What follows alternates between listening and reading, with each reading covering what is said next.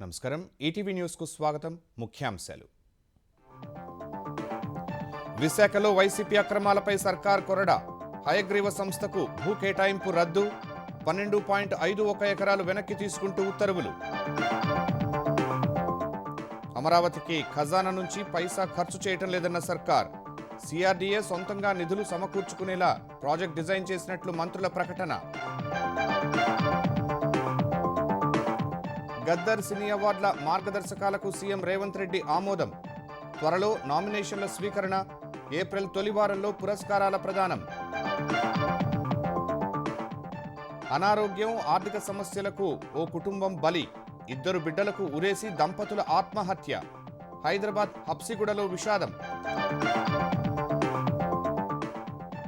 నేటి నుంచి మారిషస్లో ప్రధాని పర్యటన భారత్ సాయంతో చేపట్టిన 20 ప్రాజెక్టులకు ప్రారంభోత్సవం జాతీయ దినోత్సవానికి ముఖ్య అతిథిగా హాజరు సిరియాలో అసద్ మద్దతుదారుల ఊచకోత తీర ప్రాంతాల్లోని వీధుల్లో శవాల గుట్టలు సైనిక చర్య ముగిసిందని ప్రభుత్వం ప్రకటన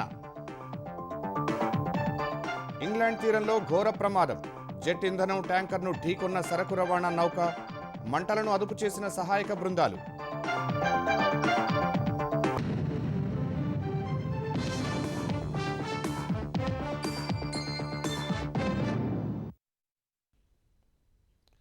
విశాఖలో వైసీపీ హయాంలో జరిగిన భూ అక్రమాలపై కూటమి ప్రభుత్వం కొరడా ఝుళిపించింది హయగ్రీవ సంస్థకు కేటాయించిన భూములను రద్దు చేసింది హయగ్రీవ సంస్థ అడుగడుగునా అక్రమాలకు పాల్పడిందని నిబంధనలకు విరుద్ధంగా కేటాయించిన భూముల్లో స్థిరాస్తి వ్యాపారం చేసినట్లు ప్రభుత్వం నిర్ధారణకు వచ్చింది ఆ భూములను వెనక్కి తీసుకుని ప్రజా అవసరాలకు వినియోగించాలని విశాఖ జిల్లా కలెక్టర్కు సూచించింది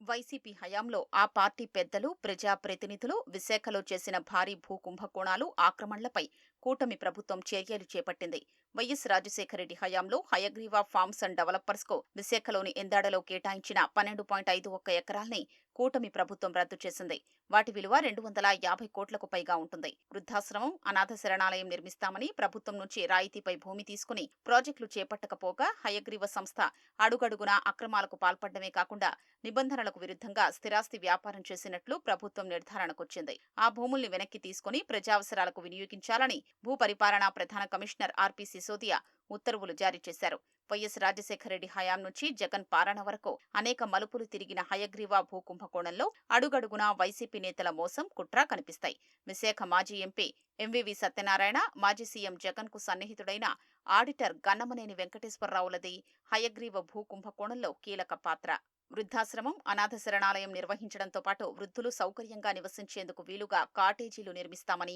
విశాఖలో భూమి కేటాయించారని హయగ్రీవ సంస్థ 2006లో దరఖాస్తు చేసింది ఎకరం 1.5 కోటి చొప్పున కేటాయించొచ్చని అప్పటి కలెక్టర్ సిఫార్సు చేశారు అయితే వృద్ధులు అనాథల కోసం చేపడుతున్న ప్రాజెక్టు అనే కారణంతో 2008 జూన్ 12న అప్పటి వైఎస్ ప్రభుత్వం ఎకరం 45 లక్షల చొప్పున 12.51 ఎకరాలు కేటాయించింది హయగ్రీవ సంస్థ 2008లోనే భూ కేటాయింపులు పొందినప్పటికీ అక్కడ నిర్మాణాలు చేపట్టలేదు వైసీపీ అధికారంలోకి వచ్చాక అప్పటి ఎంపీ ఎంవివి కన్ను హయగ్రీవ భూములపై పడింది జగదీశ్వరుడిపై ఒత్తిడి తెచ్చి బ్రహ్మాజీ అనే వ్యక్తిని ప్రాజెక్టులో భాగస్వామిగా చేర్చారు ఆయనకు 75% వాటా ఇచ్చేలా చేశారు అనంతరం ఆ భూమిని ఎంవివికి అత్యంత సన్నిహితుడైన జీవీకి జీపీఏ చేశారు అక్కడ వృద్ధాశ్రమం అనాథ శరణాలయం నిర్మించకపోగా వృద్ధులకు కాటేజీలు నిర్మించాల్సిన స్థలాన్ని ప్లాట్లు చేసి అమ్మేశారు తనను భయపెట్టి ఆ భూమిని ఎంవివి జీవీ చేజిక్కించుకున్నారని బ్రహ్మాజీని మేనేజింగ్ పార్ట్నర్ గా చేర్చి తనకు తెలియకుండా కొన్ని భూములు అమ్మేశారని 2021 డిసెంబర్లో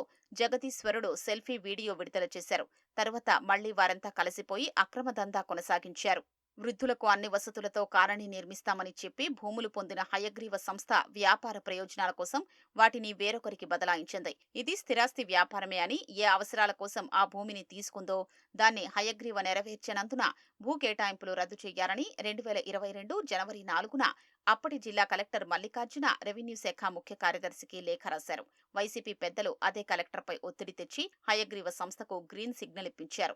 ఏపీలో కూటమి ప్రభుత్వం ఏర్పడ్డాక ఎంవీవీ, జీవీ, గద్దె బ్రహ్మాజీలపై 2024 జూన్లో జగదీశ్వరుడు మళ్లీ ఫిర్యాదు చేశారు.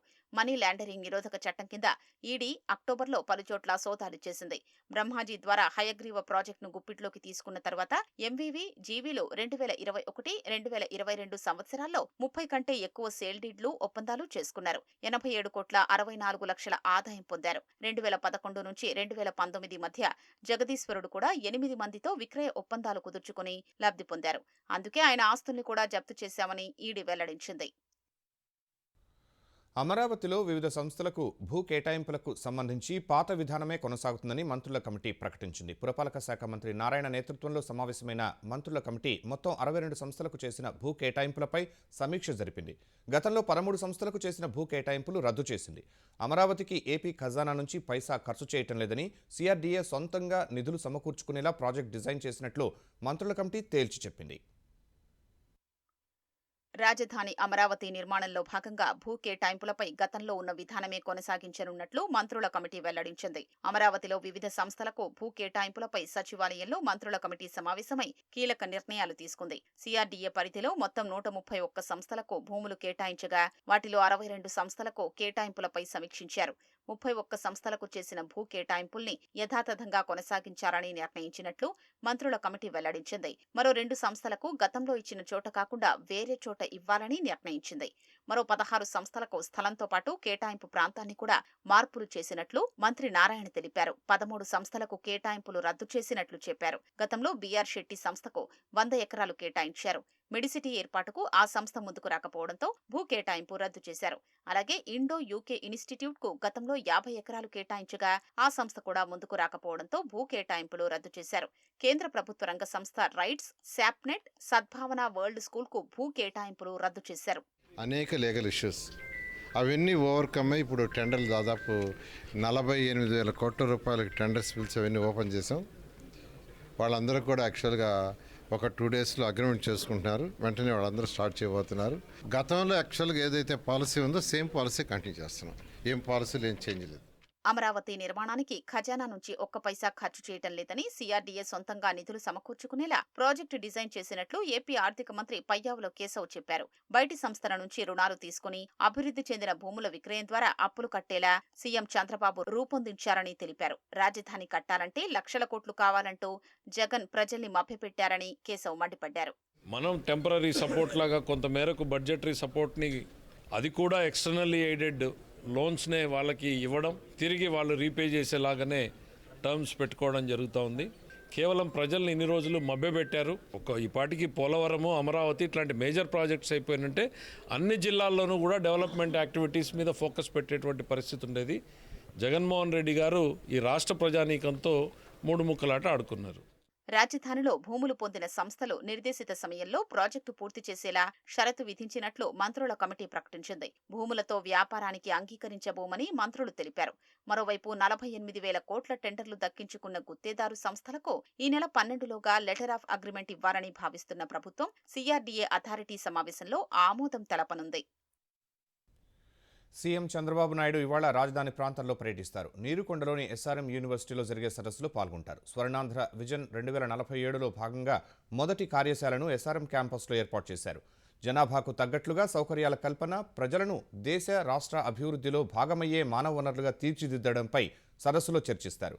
సీఎం చంద్రబాబు సాయంత్రం 4 గంటలకు సదస్సులో పాల్గొని విజన్ డాక్యుమెంట్పై దిశానిర్దేశం చేస్తారు.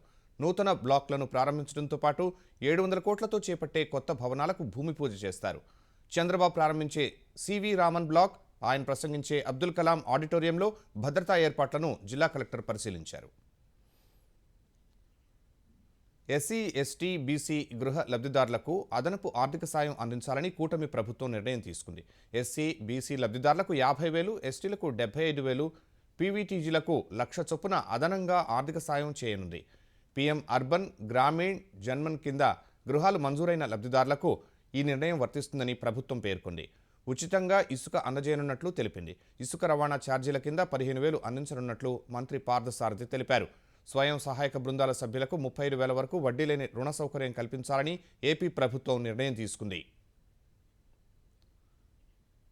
తెలంగాణ ప్రభుత్వం ప్రదానం చేయనున్న గద్దర్ సినీ అవార్డులకు ముందడుగు పడింది. ఎఫ్డీసీ చైర్మన్ దిల్రాజు అధ్యక్షతన రూపొందించిన గద్దర్ అవార్డు విధి విధానాలకు సీఎం రేవంత్ రెడ్డి ఆమోదం తెలిపారు. త్వరలో నోటిఫికేషన్ ఇచ్చి నామినేషన్లు స్వీకరించాలని ఆదేశించారు. ఈ మేరకు 2-3 రోజుల్లో నోటిఫికేషన్ ఇచ్చేందుకు ఎఫ్డీసీ సిద్ధమవుతోంది. ఈసారి 2024 సంవత్సరానికి మాత్రమే గద్దర్ అవార్డులు ఇవ్వాలని ప్రభుత్వం నిర్ణయించినట్లు తెలుస్తోంది. ఏప్రిల్ 2వ వారంలో పురస్కారాలు ప్రదానం చేయనున్నట్లు సమాచారం. వచ్చే ఏడాది నుంచి ఉగాది రోజే గద్దర్ సినీ అవార్డులు ప్రదానం చేయాలని సీఎం రేవంత్ రెడ్డి సూచించినట్లు తెలుస్తోంది. ప్రాధాన్యతా క్రమంలో సాగునీటి ప్రాజెక్టులకు నిధులు కేటాయించి పనులు పూర్తి చేసే దిశగా తెలంగాణ ప్రభుత్వం ముందుకు సాగుతున్నట్లు ఉప ముఖ్యమంత్రి మల్లు భట్టి విక్రమార్క, నీటిపారుదల శాఖ మంత్రి ఉత్తమ్ కుమార్ రెడ్డి తెలిపారు.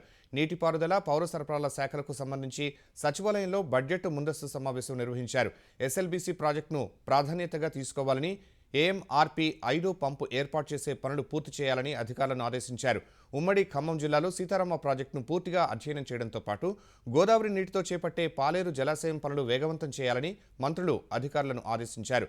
బస్వాపూర్ నుంచి సింగూరు వరకు ఉమ్మడి మహబూబ్నగర్ జిల్లాలో ఏదుల నుంచి వట్టెం వరకు కాలువల పనులపై దృష్టి సారించాలన్నారు. డిండి ఎత్తిపోతల పథకం పరిధిలో చివరి దశకు చేరుకున్న ప్రాజెక్టులను పూర్తి చేయడంపై దృష్టి సారించాలని మంత్రులు సూచించారు. బీఆర్ఎస్ ప్రభుత్వం 10 ఏళ్లలో కేవలం కాళేశ్వరం ప్రాజెక్టుపైనే దృష్టి పెట్టి ఇతర ప్రాజెక్టులను గాలికి వదిలేసిందని భట్టి, ఉత్తమ్ ఆరోపించారు. రేపటి నుంచి తెలంగాణ శాసనసభ, శాసనమండలి సమావేశాలు ప్రారంభం కానున్నాయి. సమావేశాల నిర్వహణ ఏర్పాట్లపై మండలి చైర్మన్ గుత్తా సుఖేందర్ రెడ్డి, అసెంబ్లీ వ్యవహారాల శాఖ మంత్రి శ్రీధర్ బాబుతో కలిసి స్పీకర్ ప్రసాద్ కుమార్ సమీక్షించారు. శాసనసభ సమావేశాలు సజావుగా సాగేలా ఏర్పాట్లు చేయాలని నిర్దేశించారు. సభ్యులు అడిగిన సమాచారం సాధ్యమైనంత త్వరగా తెలుగు, ఇంగ్లీషు, ఉర్దూ భాషల్లో అందించాలని స్పీకర్ సూచించారు. సభ జరుగుతున్నప్పుడు సంబంధిత శాఖల అధికారులు అందుబాటులో ఉండి మంత్రులు, సభ్యులకు సమాచారం అందించాలన్నారు. సభ్యులు సమయానికి శాసనసభకు చేరుకోవడానికి వీలుగా ట్రాఫిక్ సమస్య లేకుండా చర్యలు తీసుకోవాలని స్పీకర్ సూచించారు. గ్రూప్ 1 ఫలితాలు ఇప్పటికే విడుదల చేసిన టీజీపీఎస్సీ ఇవాళ గ్రూప్ 2 ఫలితాలు ప్రకటించనుంది. 783 గ్రూప్ 2 పోస్టుల భర్తీకి డిసెంబర్ 15, 16 తేదీల్లో పరీక్షలు నిర్వహించారు. ఆ పరీక్షల మార్కులను టీజీపీఎస్సీ ఇవాళ ప్రకటించనుంది. అభ్యర్థులకు మార్కులతో కూడిన జనరల్ ర్యాంక్ జాబితాను విడుదల చేయనుంది. ఈ మేరకు ఇప్పటికే టీజీపీఎస్సీ షెడ్యూల్ ప్రకటించింది. ప్రధాని మోదీ ఇవాళ్టి నుంచి 2 రోజుల పాటు మారిషస్లో పర్యటించనున్నారు. సోమవారం రాత్రి ప్రత్యేక విమానంలో ఢిల్లీ నుంచి బయలుదేరి వెళ్లారు. మారిషస్ ప్రభుత్వ ఆహ్వానం మేరకు ఆ దేశ జాతీయ దినోత్సవాల్లో ప్రధాని మోదీ ముఖ్య అతిథిగా పాల్గొంటారు. ఈ సందర్భంగా జరిగే సైనిక కవాతులో భారత సేనలు పాల్గొంటాయి. భారత్ సాయంతో చేపట్టిన 20కి పైగా ప్రాజెక్టులను ప్రధాని మోదీ ప్రారంభిస్తారు. మౌలిక వసతులు, ఫుట్బాల్ మైదానం, ఆరోగ్య కేంద్రాలు, జాతీయ ఆర్కైవ్స్ భవనం సహా పలు ప్రాజెక్టులు ఉన్నాయి. మారిషస్ ప్రధానితో కలిసి 40 కోట్లతో నిర్మితమైన సివిల్ సర్వీసెస్ కాలేజీని ప్రధాని ప్రారంభిస్తారని భారత హైకమిషనర్ అనురాగ్ శ్రీవాస్తవ చెప్పారు. మారిషస్ పర్యటన ఇరు దేశాల మధ్య సంబంధాల్లో సరికొత్త అధ్యాయానికి నాంది పలకనుందని ప్రధాని మోదీ ఆకాంక్షించారు. 2 దేశాల పురోగతి, ప్రజల శ్రేయస్సు కోసం శాశ్వత స్నేహాన్ని బలోపేతం చేయడానికి కృతనిశ్చయంతో ఉన్నట్లు ప్రధాని మోదీ చెప్పారు. వివిధ రంగాల్లో క్వాంటం టెక్నాలజీ విప్లవాత్మక మార్పులు తేనుందని ముఖ్యమంత్రి చంద్రబాబు నాయుడు తెలిపారు. సచివాలయంలో department of science technology centre JBV Reddy, IIT Tirupati director professor Satyanarayana తదితరులతో సమావేశమయ్యారు. 1990ల్లో ఇన్ఫర్మేషన్ టెక్నాలజీ విప్లవానికి నాంది పలికినట్టే క్వాంటం టెక్నాలజీలో పురోగతికి ఏపీ నాయకత్వం వహించాలని చంద్రబాబు కోరారు. ఈ సాంకేతికత ద్వారా తొలి ప్రయోజనం ఆంధ్రప్రదేశ్ పొందాలని భావిస్తున్నట్లు చెప్పారు. అందుకోసం టాస్క్ ఫోర్స్ కూడా ఏర్పాటు చేయాలని యోచిస్తున్నట్లు తెలిపారు. ఏపీని ప్రపంచ స్థాయి క్వాంటం కంప్యూటింగ్ హబ్గా మార్చేలా పనిచేస్తామని సీఎం చంద్రబాబు స్పష్టం చేశారు. కలుషిత ఆహారమే అనారోగ్యానికి కారణమని, రోగాల బారిన పడకుండా జాగ్రత్తగా ఉండాల్సిన బాధ్యత మనపై ఉందని సీఎం చంద్రబాబు అన్నారు. అందుకోసం ఏపీలో వచ్చే 4 ఏళ్లలో 50 లక్షల ఎకరాల్లో ప్రకృతి సేద్యాన్ని ప్రోత్సహించనున్నట్లు తెలిపారు. ప్రముఖ క్యాన్సర్ వైద్యులు నోరి దత్తాత్రేయుడు రచించిన మంటాడా టు మ్యాన్ హ్యాటన్ పుస్తకాన్ని చంద్రబాబు విజయవాడలో ఆవిష్కరించారు. క్యాన్సర్ వైద్యంలో అత్యుత్తమ శిఖరాలు అధిరోహించిన నోరి దత్తాత్రేయుడిని ప్రభుత్వ సలహాదారుడిగా నియమిస్తున్నట్లు సీఎం ప్రకటించారు. ఎన్ని అవార్డులు సాధించినా వ్యాధి నయమైన తరువాత రోగి ప్రశంసలే తనకు ఎంతో ఆనందాన్నిస్తాయని నోరి దత్తాత్రేయుడు అన్నారు. Food as a medicine, kitchen as a pharmacy. పొగాకు కానీ, మద్యం కానీ, ఎక్కడికి పోయినా ఇప్పుడు జంక్ ఫుడ్ తినడం, ఈ యొక్క పెస్టిసైడ్స్ అన్ని వాడడం, ఇవన్నీ కూడా మన యొక్క లైఫ్ స్టైల్ కూడా మనం మార్చుకోవాల్సిన అవసరం ఉంది. My early life rather little turbulent and not so smooth because I lost my father at the age of 5 and my mother brought us up. And she sacrificed everything in her, small bangles, small gold necklace, gold chains, all that, to pay for the tuition of one of the brothers, including. As the last child in the house, I witnessed everything. And when I went to America, New York, to Sloan Kettering, the very first salary I got, I bought gold bangles there, came back to here in Vijayawada, offered her the gold bangles, and she was so happy. గుంటూరుకు చెందిన rowdy sheeter Borugadda Anil Kumar మధ్యంతర bail గడువు నేటితో ముగియనుంది. అయితే బోరుగడ్డ లొంగిపోవడంపై ఉత్కంఠ నెలకొంది. నకిలీ medical certificate కోర్టుకు సమర్పించి ఈ నెల 1న మధ్యంతర బెయిల్ గడువు పొడిగించుకున్నాడు. అతడికి ఆ మెడికల్ సర్టిఫికేట్ తామివ్వలేదని లలిత ఆసుపత్రి వైద్యుడు రాఘవ శర్మ పోలీసులకు వాంగ్మూలం ఇచ్చారు. తప్పుడు ధ్రువపత్రంతో బెయిల్ గడువు పొడిగించుకున్న విషయాన్ని పోలీసులు ఇప్పటికే కోర్టు దృష్టికి తీసుకువెళ్లారు. ఈ మోసంపై హైకోర్టు సీరియస్ అయ్యే అవకాశం ఉందని, కేసు నమోదుకు ఆదేశించవచ్చని సమాచారం. మరోవైపు తమ ఆసుపత్రి పేరుతో లెటర్ హెడ్ సృష్టించినందుకు లలిత ఆసుపత్రి యాజమాన్యం అతడిపై ఫిర్యాదు చేసే అవకాశం ఉంది. ఇందిరమ్మ ఇళ్ల దరఖాస్తులను వెంటనే పరిశీలించాలని తెలంగాణ గృహ నిర్మాణ మంత్రి పొంగులేటి శ్రీనివాసరెడ్డి అధికారులను ఆదేశించారు. అధికారులతో సమీక్ష జరిపిన మంత్రి గ్రామ సభల ద్వారా అందిన దరఖాస్తులను పరిశీలించి అర్హులను ఎంపిక చేయాలన్నారు. తొలి విడతలో 562 గ్రామాల్లో ఇళ్లు మంజూరు చేసినప్పుడు ఎదురైన సమస్యలు పరిగణలోకి తీసుకుని లబ్ధిదారుల ఎంపిక చేపట్టాలన్నారు. ఇందిరమ్మ లబ్ధిదారుల ఎంపికలో సాంకేతిక పరిజ్ఞానం ఉపయోగించాలని సూచించారు. దరఖాస్తు చేసినప్పుడే అర్హతలను నిర్ధారించేలా చర్యలు తీసుకోవాలని చెప్పారు. అర్హులైన వారికి ఇళ్లు అందలేదని ఫిర్యాదు వస్తే క్షేత్రస్థాయిలో పరిశీలించి చర్యలు తీసుకోవాలని మంత్రి పొంగులేటి సూచించారు. తెలంగాణలో సంచలనం రేపిన ఫోన్ ట్యాపింగ్ కేసులో టాస్క్ ఫోర్స్ మాజీ డీసీపీ రాధాకిషన్ రావు దాఖలు చేసిన పిటిషన్పై తీర్పును హైకోర్టు వాయిదా వేసింది. స్థిరాస్తి వ్యాపారి చక్రధర్ గౌడ్ ఫిర్యాదు మేరకు పంజాగుట్ట పోలీసులు మాజీ మంత్రి హరీష్ రావు, మాజీ డీసీపీ రాధాకిషన్ రావుపై కేసు నమోదు చేశారు. ముందస్తు బెయిల్ కోసం రాధాకిషన్ రావు పిటిషన్ దాఖలు చేశారు. బెయిల్పై ఉన్న ఆయనను అరెస్టు చేయించాలనే ఉద్దేశంతోనే చక్రధర్ గౌడ్ ఫిర్యాదు చేశారని రాధాకిషన్ రావు తరపు న్యాయవాది కోర్టుకు తెలిపారు. తప్పుడు కేసులు బనాయించడమే కాకుండా చక్రధర్ గౌడ్ను టాస్క్ ఫోర్స్ కార్యాలయానికి పిలిపించుకుని రాధాకిషన్ రావు బెదిరింపులకు పాల్పడ్డారని పబ్లిక్ ప్రాసిక్యూటర్ కోర్టుకు తెలిపారు. అప్పటి మంత్రి హరీష్ రావు ఆదేశాల మేరకు ఇదంతా చేసినట్లు చెప్పారు. పిటిషనర్కు బెయిల్ ఇస్తే దర్యాప్తును ప్రభావితం చేసే ప్రమాదం ఉందని పీపీ కోర్టుకు తెలిపారు. ఇరువైపుల వాదనల అనంతరం హైకోర్టు తీర్పును వాయిదా వేసింది. వ్యవసాయ రంగంలో నూతన పరిజ్ఞానాన్ని చేపట్టడానికి వీలుగా హైదరాబాద్ కేంద్రీయ విశ్వవిద్యాలయంతో బయో ఫ్యాక్టర్ ఒప్పందం కుదుర్చుకుంది. నానో టెక్నాలజీతో సేద్యాన్ని మరింత స్థిరంగా, శాస్త్రీయంగా అభివృద్ధి చేయాలనే ఉద్దేశంతో హైదరాబాద్ కేంద్రీయ విశ్వవిద్యాలయం registrar doctor Devesh Nigam, biofactor CEO Lakshminarayana Reddy ఒప్పందంపై సంతకాలు చేశారు. కొత్త నానో కణాల అభివృద్ధి, వివిధ రంగాలకు అనువైన నానో కణాల రూపకల్పనపై పరిశోధన చేయనున్నారు. నానో కణాల భద్రత, పర్యావరణ అనుకూలత, విష పరీక్షలు నిర్వహించి భద్రతా ప్రమాణాలను నిర్ధారించనున్నారు. ఇది రైతులకు అధిక దిగుబడి ఇవ్వటమే కాకుండా తక్కువ వ్యయంతో వ్యవసాయ ఉత్పత్తులను అందించేందుకు దోహదపడనుందని బయోఫ్యాక్టర్ ప్రతినిధులు తెలిపారు. నానో టెక్నాలజీ అడ్రస్ చేయగలిగిన ఏరియాస్ ఏంటి అంటే, ఫర్టిలైజర్ జనరల్గా బల్క్ యూసేజ్ జరుగుతూ ఉంది ఫార్మర్ లెవెల్లో. ఎప్పుడైతే ఇది నానో ఫర్టిలైజర్గా కన్వర్ట్ అయినప్పుడు బల్క్ యూసేజ్ తగ్గి, క్వాంటిటీ తగ్గి, దాని తాలూకు ఎఫిషియన్సీ ఇంప్రూవ్ అవుతుంది. తద్వారా కార్బన్ ఫుట్ ప్రింట్ ఎన్విరాన్మెంట్ మీద చాలా తక్కువ ఉంటుంది. తక్కువ రిసోర్స్తో ఎక్కువ యూటిలైజేషన్ వస్తుంది. ఇది ఫార్మర్కి బాగా అడ్వాంటేజ్ అవుతుంది. అంటే బయోఫ్యాక్టర్ మేజర్గా బయోఫర్టిలైజర్ మీద పనిచేస్తుంది. ఇప్పటివరకు కెమికల్ రిడక్షన్లో ఉన్న నానో మెటీరియల్స్ని మేము మైక్రోబియల్ రిడక్షన్తో వర్క్ చేస్తున్నాం. అధికారాన్ని అడ్డుపెట్టుకుని మున్సిపల్ మాజీ కౌన్సిలర్లు, వార్డు మెంబర్లు కబ్జాలకు పాల్పడుతున్నారని, వారిపై ఫిర్యాదు చేసినా స్థానిక అధికారులు పట్టించుకోవటం లేదని పలువురు హైడ్రా కమిషనర్ రంగనాథ్ దృష్టికి తీసుకొచ్చారు. పాస్ పుస్తకాలను సృష్టించి పాత లేఅవుట్లను చెరిపేసి పంట పొలాలుగా సాగు చేస్తున్నారని ఫిర్యాదు చేశారు. హైడ్రా నిర్వహించిన ప్రజావాణిలో నగరంలోని వివిధ ప్రాంతాల నుంచి వచ్చిన ప్రజల నుంచి లేఅవుట్లలో రహదారుల కబ్జాలు, పార్కుల ఆక్రమణలపై ఫిర్యాదులు వెల్లువెత్తాయి. 63 ఫిర్యాదులు అందుకున్న హైడ్రా కమిషనర్ రంగనాథ్ తుర్కయంజాల్, ప్రతాపసింగారం, బోడుప్పల్ ప్రాంతాల నుంచి వచ్చిన ఫిర్యాదులను వెంటనే పరిశీలించాలని సంబంధిత అధికారులను ఆదేశించారు. ఆర్థిక కారణాలు, ఆరోగ్య సమస్యలు హైదరాబాద్లో ఓ కుటుంబాన్ని బలి తీసుకున్నాయి. హబ్సిగూడ రవీంద్రనగర్లో నివాసం ఉంటున్న చంద్రశేఖర్ రెడ్డి కుటుంబం బలవన్ మరణానికి పాల్పడింది. వారి స్వస్థలం కల్వకుర్తి నియోజకవర్గంలోని ముకురాళ్ల. కొన్నేళ్ల క్రితం హైదరాబాద్ వచ్చి స్థిరపడిన చంద్రశేఖర్ రెడ్డి ఓ ప్రైవేటు కళాశాలలో అధ్యాపకుడిగా పనిచేసేవారు. ఇటీవల ఆ ఉద్యోగం మానేశారు. ఆయనకు భార్య, కుమార్తె, కుమారుడు ఉన్నారు. కుమారుడికి విషం, కుమార్తెకు ఉరివేసిన చంద్రశేఖర్ రెడ్డి దంపతులు పిల్లలు చనిపోయారని నిర్ధారించుకున్నాక పక్కపక్క గదుల్లో ఉరేసుకుని ఆత్మహత్య చేసుకున్నట్లు పోలీసులు తెలిపారు. ఆర్థిక ఇబ్బందులే ఆత్మహత్యలకు కారణమని ప్రాథమిక విచారణలో తేలినట్లు చెప్పారు. మాజీ అధ్యక్షుడు బషర్ అల్ అసద్ మద్దతుదారులపై సైనిక చర్య ముగిసినట్లు సిరియా తాత్కాలిక ప్రభుత్వం ప్రకటించింది. గురువారం లటాకియాలో భద్రతా బలగాలపై అసద్ మద్దతుదారులు దాడి చేయడంతో ఘర్షణ ప్రారంభమైంది. అసద్ తెగకు చెందిన అలవైట్లు ఉండే ప్రాంతాల్లో సున్నీ ముస్లింలను ఊచకోత కోశారు. 1000 మందికి పైగా చనిపోయారు. 13 ఏళ్ల తర్వాత జరిగిన అతిపెద్ద నరమేధంగా భావిస్తున్నారు. ఈ ఘర్షణలపై ఐక్యరాజ్యసమితి భద్రతా మండలి అత్యవసర సమావేశం నిర్వహించింది. రక్తపాతం ఆపాలని, దోషులను శిక్షించాలని ఐక్యరాజ్యసమితి చీఫ్ గుటెరస్ సూచించారు. మరోవైపు సిరియా ఈశాన్య ప్రాంతాన్ని నియంత్రించే కుర్దిష్ బలగాలతో సిరియా ప్రభుత్వం ఒప్పందం చేసుకుంది. తాత్కాలిక అధ్యక్షుడు అహ్మద్ అల్ షరా, అమెరికా మద్దతుగల కుర్దిష్ నేత మొజౌమ్ల్ అబ్దీ ఒప్పందంపై సంతకాలు చేశారు. కుర్దిష్ సైన్యం ఆయుధాలు వదిలిపెట్టి సిరియా ఆర్మీలో విలీనమవుతుంది. సిరియా కుర్దులకు అసద్ హయాంలో నిషేధించబడిన తమ భాషా హక్కులు లభిస్తాయి.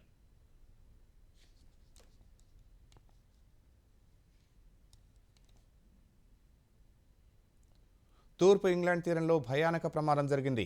అమెరికన్ సైన్యానికి జెట్ ఇంధనం తీసుకువెళ్తున్న ట్యాంకర్ను సరకు రవాణా నౌక ఢీకొట్టింది. ఈ ఘటనలో 2 నౌకల్లో భారీగా మంటలు చెలరేగాయి. ట్యాంకర్లోని ఇంధన ట్యాంకు పగిలి భారీగా మంటలు ఎగిసిపడ్డాయి. ట్యాంకర్లోని జెట్ A1 ఇంధనం పెద్ద మొత్తంలో సముద్రం పాలైంది. గ్రిమ్స్బీ పోర్టు సమీపంలో ఆగి ఉన్న అమెరికా ట్యాంకర్ను స్కాట్లాండ్ నుంచి నెదర్లాండ్స్కు వెళ్తున్న పోర్చుగల్ సరకు రవాణా నౌక ఢీకొనడంతో ఈ ప్రమాదం జరిగింది. వెంటనే బోట్లు, కోస్ట్ గార్డ్ విమానాలు, వాణిజ్య నౌకలతో సహాయక చర్యలు చేపట్టారు. 2 నౌకల్లోని 37 మంది సిబ్బందిని కాపాడారు.